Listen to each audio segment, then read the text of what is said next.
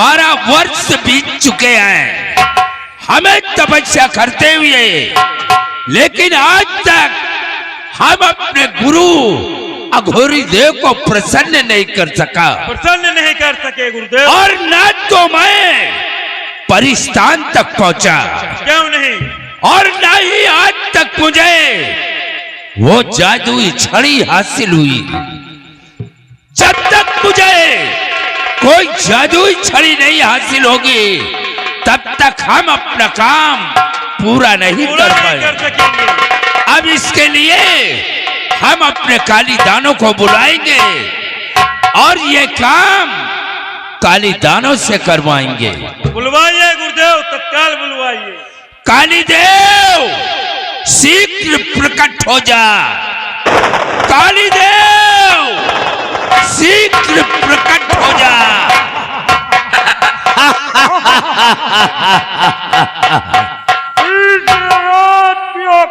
किस लिए आप किया? यानी कालीदेव, तुम ये जानना चाहते हो कि हमने तुम्हें क्यों अपने पास बुलाए? तो हमारी बात को ध्यान दे करके सुनो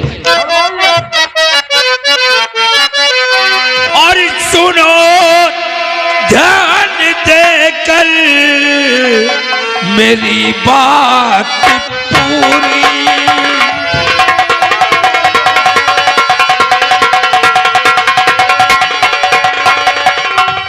सुनो ध्यान देकर मेरी बात पूरी, और बलि के बिना है तपस्या अधूरी।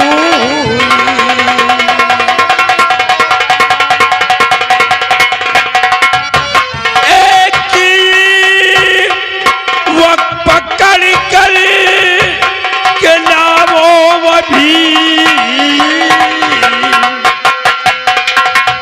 एक ही वक्त पकड़ कर के लावो अभी,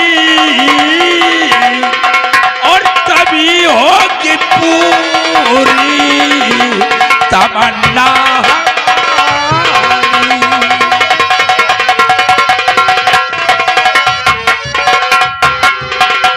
कालीदानो, तुम इसी वक्त जाओ, कोई एक नौजवान लड़का पकड़ करके हमारे पास ले आओ।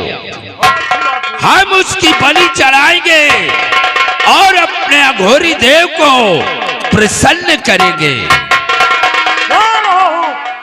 अभी पकड़कर आपके सामने पेश करूंगा। जाओ, खाली हाथ वापस नहीं आना। जो कालीदेव जिस काम के लिए जाता है वापस नहीं आता। खाली हाथ अगर वापस आए तो समझ लो कि तुम्हारी खैर नहीं है। खाली हाथ नहीं आएंगे। जाओ, फिर देर करने का वक्त नहीं है। भैरवनाथ, ये गुरुदेव, ये हमारा कालीदानो गया है एक लड़के को लाने के लिए। जब ये किसी भी लड़के को लेकर हमारे पास आएगा तो हम उसकी बलि चढ़ाएंगे। क्यों नहीं गुरुदेव? आओ, इसके आने का इंतजार करते हैं। जय भोलेनाथ की, जय भोलेनाथ, जय भोलेनाथ की, जय भोलेनाथ, जय भोलेनाथ की।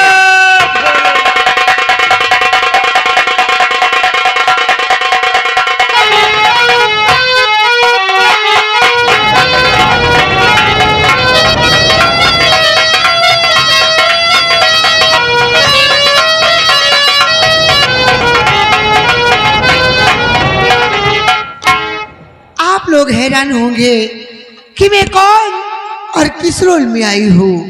मैं परिस्थान की परी, मेरा नाम सारा परी है और मैंने सुना है कि मृतलोक की धरती पर बहुत खूबसूरत फूल रहे और मैं अपने इस परिस्थान से अमृतलोक की धरती पर जाऊंगी और घूम कर देखती हूँ कि वह सत्य है या नहीं।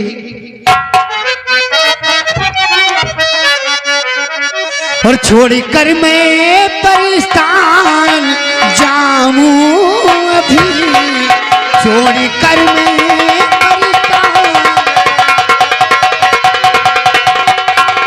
छोड़कर मैं परिस्तान जाऊं अभी, घूमकर मैं मृतलोक आऊं अभी, छोड़कर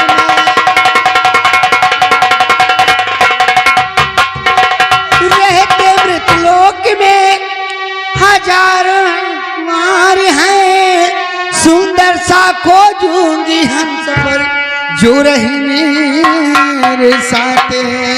और मेरे दिल की तमन्ना हो पूरी सभी, मेरे दिल की तमन्ना,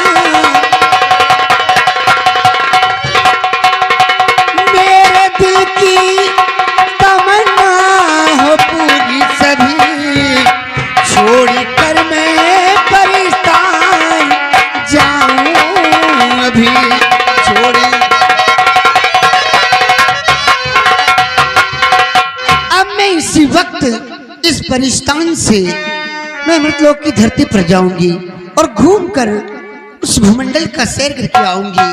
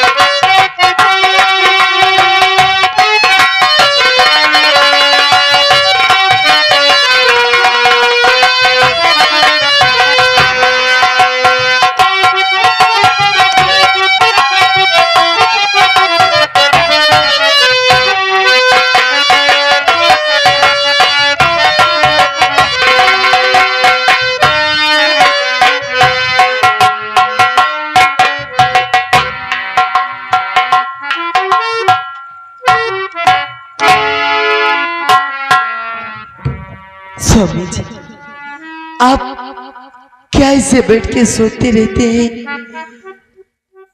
आप जब देखो तब ऐसे उदासी बैठे रहते हैं। प्रिय, हम यही सोच रहे थे कि राज्य का कोई भी कार्य करना होता था तो हमेशा माँ से सलाह लिया करता था, उसके बाद अमर सिंह से सलाह लिया करता था। लेकिन आज हमारे साथ ना तो मेरी माँ है और ना ही अमर सिंह है, बस हम यही बैठकर सोचा करते हैं। लेकिन छोड़िए, ये बतलाइए कि अपना बेटा विजय कहाँ पर है? स्वामी जी, इस वक्त अपना बेटा विजय कॉलेज जाने की तैयारी कर रहा है। आप बैठिए, अपना बेटा आता ही होगा। ठीक है।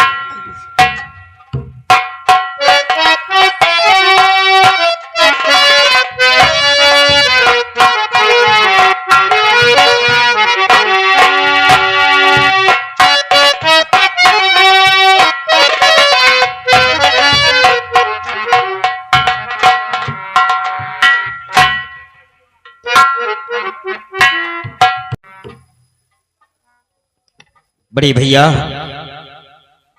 ये औरत आपके साथ कौन है? नई रिश्तेदारी? समझे नहीं बात को? बोलिए भैया, ये कौन है? भैया, ये कोई और नहीं, ये आपकी भाभी है। क्या मतलब आपने शादी कर लिया? हाँ भैया। और हम लोगों से बतलाया तक नहीं? भैया, मैं इसे प्यार करता था और इन्होंने मुझे मजबूर किया तो मजबूरन मुझे इनके साथ शादी रचाना पड़ा। काश अगर यही शादी मां के समक्ष किया होता तो मां फूली नहीं समाती। यही सोचती कि अगर आज मुझे कुछ हो भी जाए तो हमारे दोनों बेटे की शादी हो गई है, अब मुझे कोई गम नहीं है। मां जब भी आपसे शादी करने के लिए कहती थी, आप हमेशा शादी से इनकार करते थे। मजबूरन मां को हमारी शादी करना पड़ा और आज हम लोगों से बगैर बताए हुए आपने शादी कर लिया। चलो कोई बात नहीं है, अगर हम लोगों से बतलाया होता तो बड़े धूमधाम के साथ हम तुम्हारी बारात लेकर चलते और डोली में बिठाकर इन्हें हम अपने राजमहल लेकर आते।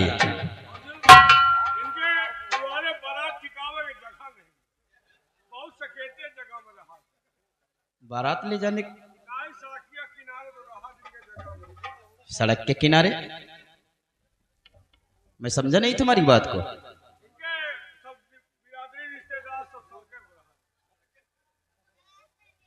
गांव के अंदर नहीं रहते।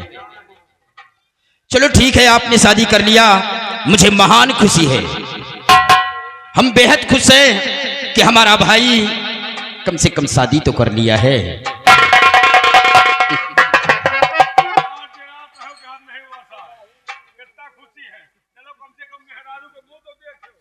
लेकिन बड़े भैया आप ये बतलाएं कि इनका नाम क्या है और ये किस रियासत की रहने वाली हैं, इनके माँ बाप कौन हैं और ये किस खानदान से ताल्लुकात रखती हैं। खानदान तो बहुत ऊंचा है, मतलब इतना ऊंचा खानदान है कि हम कहती अपने जवान में इनके ऐसा पतोहू ना आई हुई। मतलब मुझसे भी अरे बड़े बड़े राजा महाराजा इनके खानदान से थे। अच्छा, अरे तो भाई किसके हैं? आपके इनका यही बिरदरी छोड़ दूसरा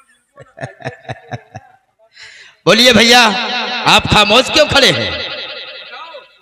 खानदान। इसका मतलब तुम जानते हो। अरे जाने का, इनके रिश्तेदारी सब खुन्ना के ताल और गोसाईगंज हैदरगढ़ यही तरह में रिश्तेदारी है। तो आप जानते थे तो आपने बतलाया क्यों नहीं मुझसे? टाइम नहीं पाए? खुन्ना के तालों मजे की रिश्तेदारी है। बोलिए भैया, आप इतना खामोश क्यों हो जाते हैं? भैया इन बातों से क्या मतलब है? छोड़ो ना, इन सब बातों को क्या करना है? नहीं बड़े भैया, जब तक आप ये नहीं बतलाओगे कि किस रियासत की रहने वाली हैं, इनके माँ बाप कौन हैं और किस खानदान से ताल्लुकात रखती हैं, तब तक मैं इन्हें बहू नहीं स्वीकार करेंगे। भैया ये अनाथ और बेसहारा लड़की, इससे खानदान परिवार में कोई नहीं है। मतलब उनके परिवार में कोई नहीं है? नहीं, ये अनाथ और बेसहारा है। ये तो तुमने बहुत अच्छा किया। मुझे बेहद खुशी है कि एक गरीब की बेटी को लाकर तुमने अपने से ही रगड़ की बहू रानी बना दिया है।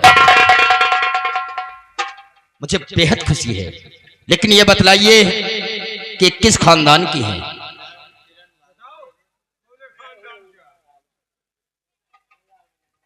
बड़े भैया, आप इतना खामोश क्यों हो जाते हैं?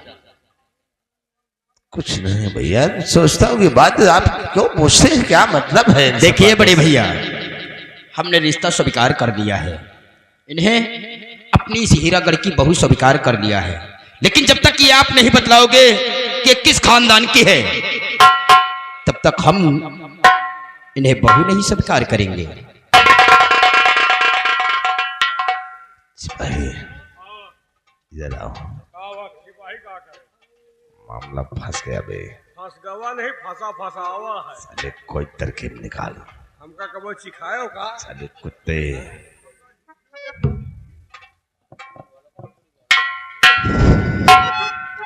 भैया अगर आप जानना चाहते हैं तो मैं आपसे जरूर बतलाऊंगा कि किस खानदान की हैं